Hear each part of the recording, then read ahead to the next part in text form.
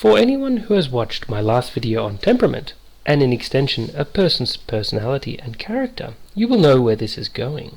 So if you haven't seen that video yet, I recommend you go check it out on the link in the text below. Back on topic, the reason for why our current leaders are not fit to rule is down to people's temperament, or more specifically, the variation of temperaments, and in extension personalities and natures, that we are guaranteed to get in any given generation, and in any given culture or genetic pool for that matter. This guarantees that every generation will have its psychopaths, people prone to criminality and abuse, and other lazy or seemingly good-for-nothings. The reason for this was covered in the last video, so I won't go into it again here. What is important is that our system of education and power structures are not geared to cater for this perpetual variation in human thinking, morality and motivations that our differing temperaments provide.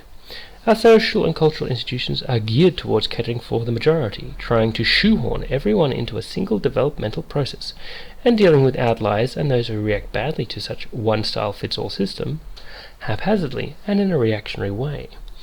This is on the one hand a spectacular waste of talent and energy, as almost all temperaments bring with them inherent advantages under specific conditions not suited for the majority of us. Not addressing these outlying temperaments' specific needs not only hampers their ability to contribute, it often exacerbates bad behavior and becomes a drain on the rest of society. An even more significant factor, and the main crux of this video, is in that society teaching a one-size-fits-all mentality has the effect of misleading the majority into thinking that everyone thinks like they do, would react like they do, and has the same motivations as they do, which many of these temperaments definitely do not. What this means is that power structures, particularly public office, is built on the assumption by the majority that individuals who think like them will fill these roles. There are specific temperaments, personalities, and characters that energetically seek power specifically, however, very often for only personal gain.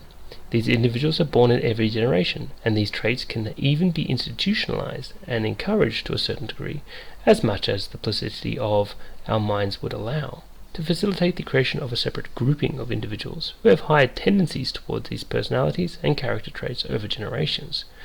Given enough time, this institutionalization effectively generates a leadership class, if you will, or as I referred to them in my last video, the parasitic class. These individuals misuse authority for their own gain and to the detriment of the majority, even oftentimes convincing themselves that this is deserved and right. Let us be clear about this. These individuals are not just one culture or genetic group.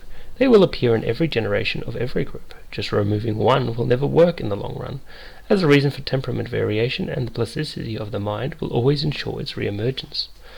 The solution to this is two-pronged. Firstly, people must be made aware that this variation in thought processes and to what extent it actually exists, with a diversification of our social and educational upbringing, allowing enough variation to catch the majority of alternative temperaments before they reject the mainstream and become potentially destructive.